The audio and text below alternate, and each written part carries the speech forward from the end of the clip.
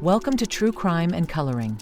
Today we're going to color in this skull diagram while I tell you about the saddest case you've never heard of. If you'd like to color along with me, you can grab this true crime coloring book at the link in the description. I recently watched the Hulu series Murder Has Two Faces. Within the first minute of the first episode, I was astounded I had never heard of Evelyn Hernandez. So I want to tell you about Evelyn and her two sons, and let you know how you can use your own detective skills to help solve her murder. Let's get into it. The year is 2002 and the place is the San Francisco Bay Area. A heavily pregnant young woman vanishes. Her due date comes and goes, but there's no sign of her or her baby. Sadly, several months later, her remains wash ashore in the San Francisco Bay. It's a story you've probably heard many times over, so you might be thinking, why didn't you say this was the Laci Peterson case? Well, that's because it's not. Same time, same place, almost the same circumstances, but three entirely different victims. Their names are Evelyn Hernandez, her 5-year-old son Alex Hernandez, and her unborn son she planned to name Fernando. So who was Evelyn Hernandez? Evelyn was a 24-year-old single mother living in San Francisco. She had a 5-year-old son Alex, and at the beginning of May 2002, she was just 1 week away from her second son's due date. Interviewed for the Murder Has Two Faces docuseries, Evelyn's friends and family say she was a dedicated, doting mother who was so excited for baby number 2. She emigrated from El Salvador as a teen and worked multiple jobs to support her family. At the time Evelyn disappeared, she was also receiving disability benefits due to complications with her pregnancy.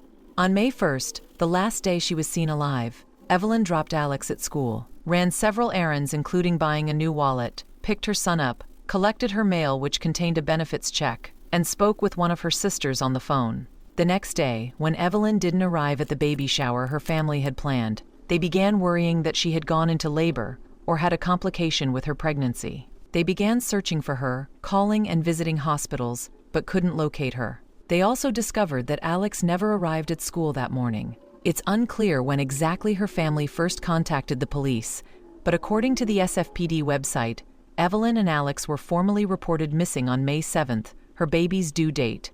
Evelyn was reported missing to police by both her family and, separately, by the man she had been seeing at the time of her disappearance, Herman Aguilera.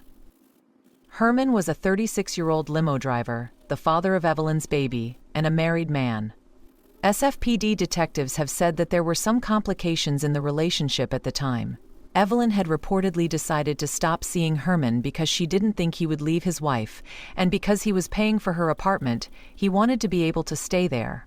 Herman's wife reportedly knew about Evelyn but didn't know that she was pregnant.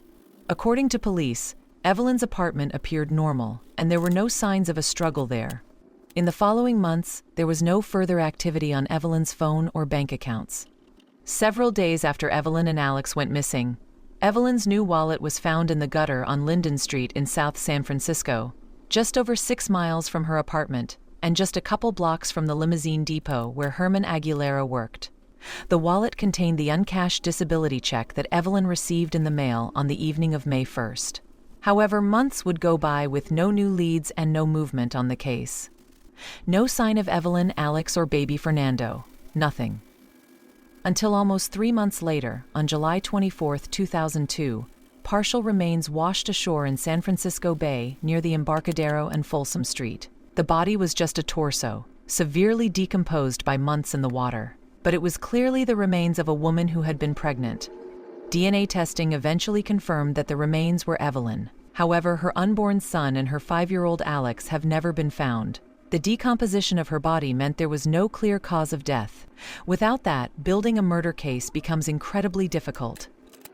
Apart from a phone call Evelyn had with one of her sisters on the evening of May 1st, Herman was the last person known to have seen her. He told police he last saw Evelyn on April 30th when they went shopping at IKEA, bought a bed for Alex, and then assembled it at Evelyn's apartment. When police interviewed Herman about his whereabouts on May 1st, he said he was working for the limousine company in the evening.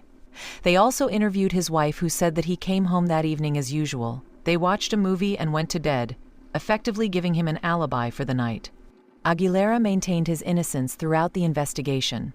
His attorney said he had cooperated with police and was deeply saddened by Evelyn's death. By September 2002, Aguilera stopped cooperating with investigators. Police have never declared Herman a suspect or person of interest in Evelyn's murder nor the disappearance of her sons. It's not clear where Herman is now, but some sources say he moved to El Salvador. Evelyn was callously murdered, and her 2 sons still remain missing. Now, if having 0 answers wasn't frustrating enough, just 7 months after Evelyn disappeared, 5 months to the day since her body was recovered, Laci Peterson went missing. 27 years old and 8 months pregnant, Laci disappeared from her middle-class neighborhood in Modesto, 90 miles from San Francisco. Within 1 day, more than 900 family, friends, and neighbors were searching for her and placing missing posters. Police searched on foot, bicycle, and horseback and used canines, watercraft, and helicopters. Initially, the family coordinated a reward of $25,000 for information. With growing attention, the reward increased to $250,000, then $500,000. The media frenzy was insane. For months, practically every media outlet from major networks down to regional newspapers camped out, fighting for glimpses of her husband coming and going from their house, and constantly peppering police for answers. Scott Peterson gave several sit-down media interviews along with multiple pleas for public assistance in helping find Laci and baby Connor. Within 1 week, the media coverage had led to various tips, including Scott's girlfriend coming forward to identify herself and reveal that Scott was having an affair with her, but she didn't know he was married. 4 months later, in April 2003, Laci's body washed ashore in San Francisco Bay, just like Evelyn. Sadly, Laci's unborn son Connor's body was also found nearby. Police tracked Scott as he began fleeing towards Mexico, eventually arresting him near the border. He was tried, convicted, and originally given the death sentence, which was later changed to life in prison. The similarities are chilling. 2 heavily pregnant women, both in their 20s, both disappeared from the Greater Bay Area, both found in the same stretch of water. Both cases involved a suspicious partner, but the media coverage? Not even remotely similar. Laci Peterson's face was everywhere. People magazine put her on the cover, multiple times.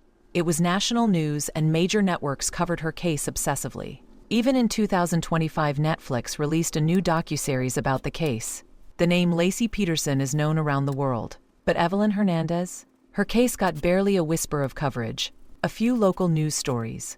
That's it. In some coverage, she's even been called the other Laci Peterson.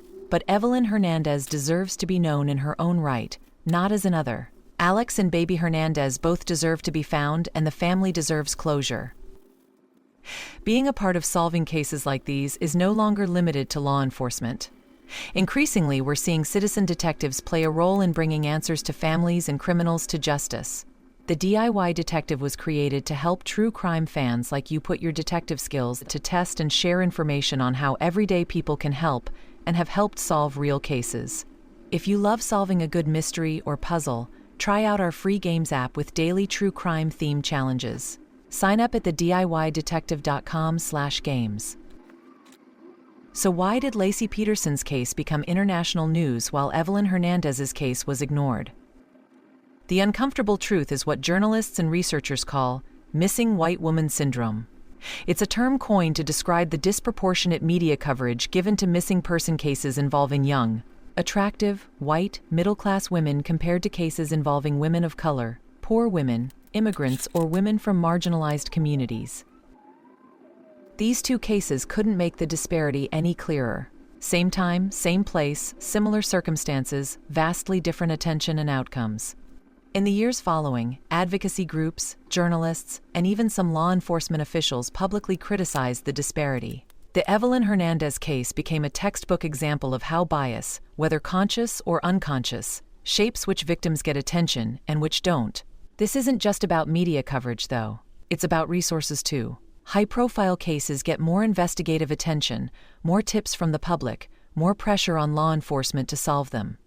When a case gets media attention, people pay attention. They come forward with information. They keep the case alive. This ultimately raises the question about the price of justice. Does money buy justice? If white, middle-class victims get more attention, and therefore more man-hours from both the public and the police, then aren't they more likely to get justice? Evelyn Hernandez and her sons deserve the same attention, the same resources, the same justice as Laci and Connor Peterson. Evelyn was a hard-working, immigrant, single mother on disability, but this in no way means that she, her sons and her family don't deserve justice. Evelyn herself deserves to be remembered as more than a footnote in someone else's famous case. As of the end of 2025, Evelyn Hernandez's murder remains officially unsolved and Alex and her baby are still missing. Evelyn's case went cold, and her killer, whoever that person is, has never faced justice. But it's not too late to change that. This is where you come in. Cold cases get solved when people pay attention. When someone remembers something they saw. When a piece of information clicks into place. When enough pressure builds that law enforcement revisits old evidence with new technology. So while you may not have lived in San Francisco in 2002, nor have first-hand information, the true crime crowd is incredibly powerful. Even without a direct connection to the case, you can help by doing what we're doing right now. Talking about it, sharing Evelyn's story, and making sure her name isn't forgotten. Because the more people who know about Evelyn Hernandez, the more likely it is that someone out there who has a piece of the puzzle will come forward. And the more public interest grows, the more the right people have an opportunity to get involved. Whether it's a private organization who can fund DNA testing or someone who notices a connection to another case somewhere else. Professional investigators do incredible work, but they can't be everywhere. They can't know everything. Sometimes it takes someone outside the system, someone who sees a connection, remembers a detail, or refuses to let a case fade into obscurity to break things open. That's what the true crime community does best. We keep these cases alive. We demand answers. We refuse to let victims be forgotten just because they didn't fit someone's idea of the right kind of victim. So share, remix, duet, stitch, talk about Evelyn. What do you think happened to her? Where do you think her sons are? What happened to them? If you do have first-hand information, you can find the relevant tip lines at the link in the description. Thanks for coloring with me today. If you want to color along with the next case, grab the True Crime Coloring Book at the link in the description. Make sure you hit subscribe for more cases like this that need your help, and for cases where everyday citizen detectives helped bring criminals to justice.